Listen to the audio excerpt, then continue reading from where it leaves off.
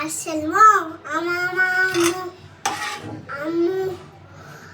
আম্মু আম্মু তখন পিঠা বানিয়েছে। কি করেছে আম্মু? আমার মামা আমার পিঠা বানিয়েছে। আচ্ছা, কাদের জন্য? কাজে জানলাম এটা হচ্ছে আমার একটা স্পেশাল সস পিৎজার পিঠা।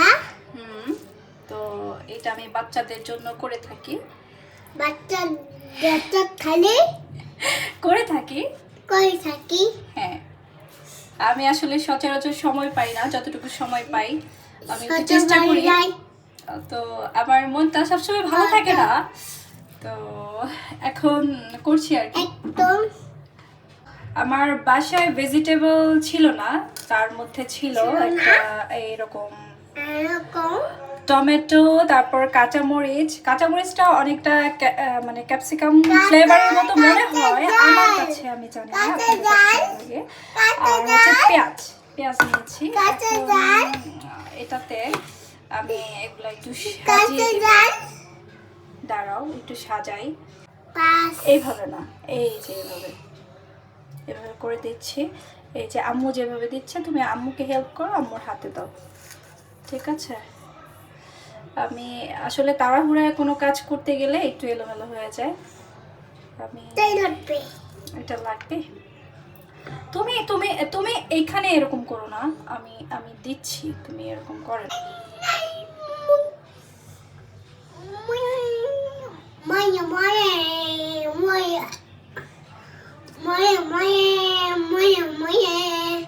কি করছো তুমি?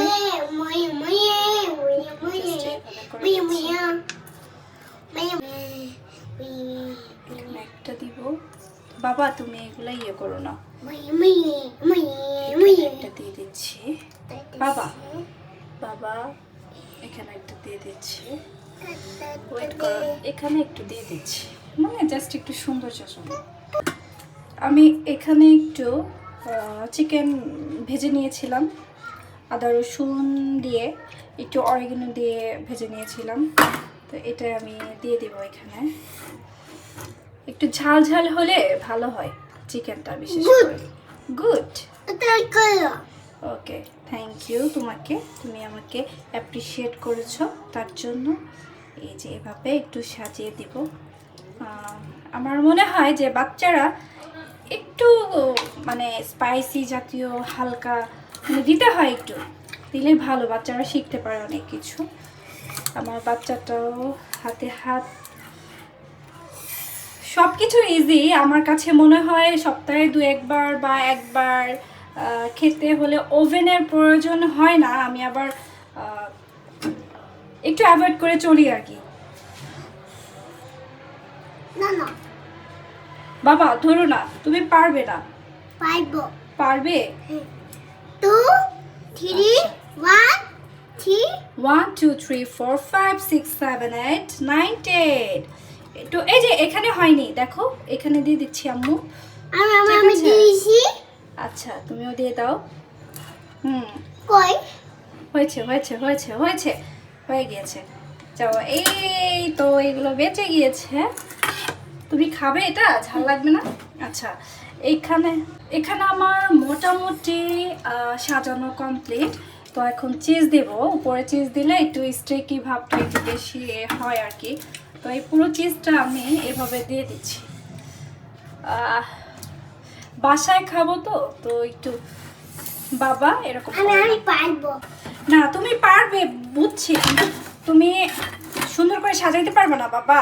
পারবো না, পারবে না তুমি। দেখো, নষ্ট করো না। দেখো, তুমি কিন্তু আমাকে খুব জ্বালাচ্ছ বাবা। তুমি চলে যাও এখান থেকে। তুমি চলে যাও বাবা, শুনো, রান্নাঘর থেকে চলে যাও। চলে যাও। তুমি আমাকে ভেঙাচ্ছ কেন বাবা? তো আমার মোটামুটি সাজানো কমপ্লিট। তো আমি এটা 12 ইঞ্চির একটা পিৎজা বানিয়েছি। আমি জানি না এটা হবে না আর কি। আমার 10 ইঞ্চির বড় একটা পাতিলা আছে, ওই পাতিলাতে হবে।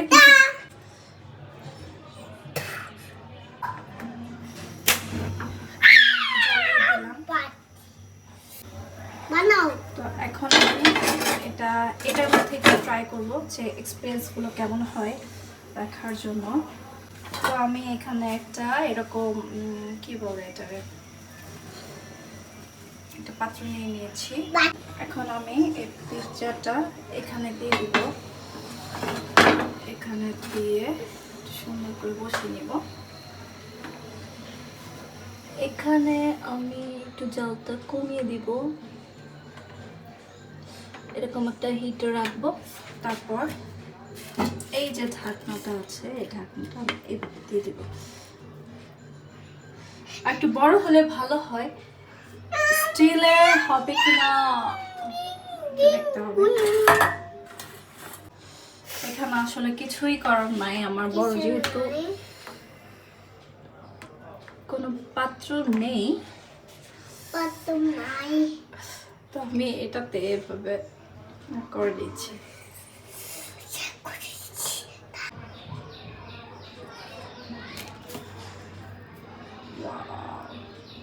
লেগে গেছে মোটামুটি ভাবে আমার পিৎজা কমপ্লিট নাও।